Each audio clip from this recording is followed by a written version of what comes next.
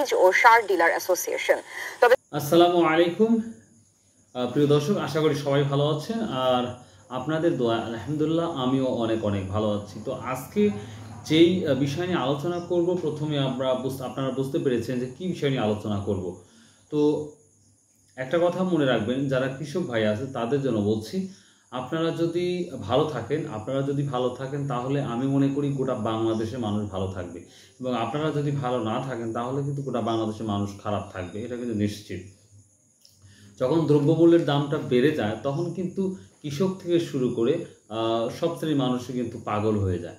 তো তারপরেও আমরা যদি যেই ফসলগুলা উৎপাদন করি, আপনারা কৃষক ভাইরা যেই ফসলগুলো উৎপাদন করে সেই কৃষকের আপনাদের যদি খরচটা কমে যায়, তো সেই ক্ষেত্রে কিন্তু আপনারা যেই শস্য বা যেই ফসলটা উৎপাদন করা হয় সেটা কিন্তু কম দামে আপনারা বিক্রি করতে পারবেন, এটা কিন্তু 100%।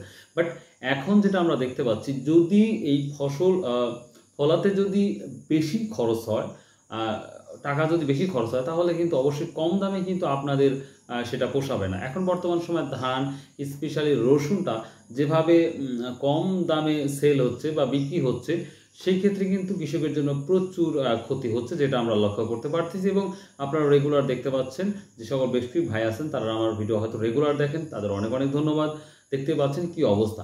তো আরেকটা ব্যাড নিউজ আমি দিতে যাচ্ছি কৃষক ভাইদের জন্য। তো অবশ্যই আপনারা সচেতন থাকবেন যে কিভাবে এই রসুন, বড় ধান কিভাবে চাষ করা যায়, সেই নিয়ে কিন্তু আপনারা আগের থেকেই প্রস্তুতি গ্রহণ করবেন। স্পেশালি আমরা কিন্তু সারের উপর কিন্তু আমরা অধিকাংশই নির্ভরশীল, আপনারা জানেন। তো বাংলাদেশে যেই সারগুলা তৈরি করা হয়, সেই সার কিন্তু গোটা বাংলাদেশে কিন্তু পর্যাপ্ত পরিমাণ হয় না, সো বাহির থেকে কিন্তু সারগুলো আনতে হয়। তো দুঃখজনক ব্যাপারটা হচ্ছে যে সামনে আমরা বড় ধানের আগেই আমরা দেখতে পাচ্ছি সারের দামটা বাড়ার সম্ভাবনাটা অনেকটাই বেশি। তো আমি রিকোয়েস্ট করব, যারা আপনারা বড় ধান চাষ করেন বা রসুন বা অন্যান্য ফসল যা চাষ করেন উইদাউট ফার্টিলাইজার, মানে সার ছাড়া তো আর এখন আমরা দেখতে পাচ্ছি সার ছাড়া কোনো কিন্তু আবাদ সঠিকভাবে হয় না, যেটা দেখা যায়। তো আমি রিকোয়েস্ট করব, আপনারা এই সার তো অবশ্যই আপনারা ইউজ করবেন। তবে আমরা যদি বলি, এমন কিছু আপনারা বাড়িতে তৈরি করুন, যেমন গোবর দিয়ে তৈরি করতে পারেন সার।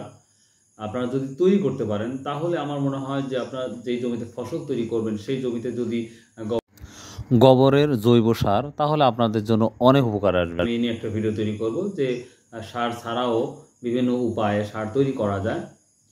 তো সেই সারগুলা যদি আপনারা বা গোবর বা অন্যান্য যেই বিষয়গুলো থাকে, যেটা আমরা আবর্জনা কিন্তু অনেক সময় বলে থাকি, কিন্তু এই গোবর দ্বারা যেই পাউডারটা তৈরি হয় সেটা যদি আমরা জমিতে ইউজ করি তাহলে কিন্তু প্রচুর পরিমাণ ফলন হওয়ার সম্ভাবনা আমরা দেখি। তো এই ধরনের আমাদের ফার্টিলাইজার ইউজ করতে হবে, সার ইউজ করতে হবে, তাহলে সব থেকে ভালো হয়। তো যাই হোক, যেই কথা বলতেছিলাম, তো এখন আপনারা একটু স্ক্রিনে দেখবেন যে সারের কি অবস্থা। আমি অনেক নিউজ থেকে আমি যে তথ্যটা পেয়েছি তার কিছু একটা অংশ আপনাদের সামনে আমি প্রেজেন্টেশন করছি। আশা করি আপনারা একটু বুঝতে পারবেন যে সারের কি অবস্থা, বর্তমান সময় কি অবস্থা। তবে অনেক কৃষক বলতেছে বা অনেক বিশেষজ্ঞরা বলতেছে সার সংকট পড়বে, এবং অনেকেই বলতেছে সার সংকট পড়ার সম্ভাবনা নাই।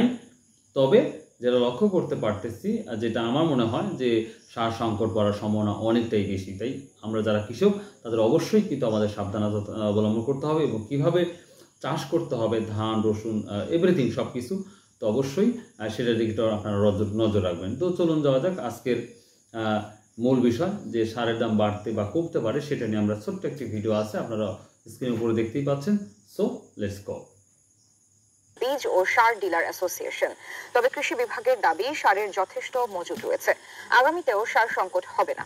প্রতিনিধিদের তথ্য ও চিত্রে বিস্তারিত ডেস্ক রিপোর্টে। সারা দেশে এখন আবুল ধান রোপণে ব্যস্ত সময় পার করছেন কৃষক। আবুল মৌসুম শেষ হলেই আসবে রবি ও বোরো মৌসুম। দেশের সারের মোট চাহিদার প্রায় 80%ই আমদানি নির্ভর।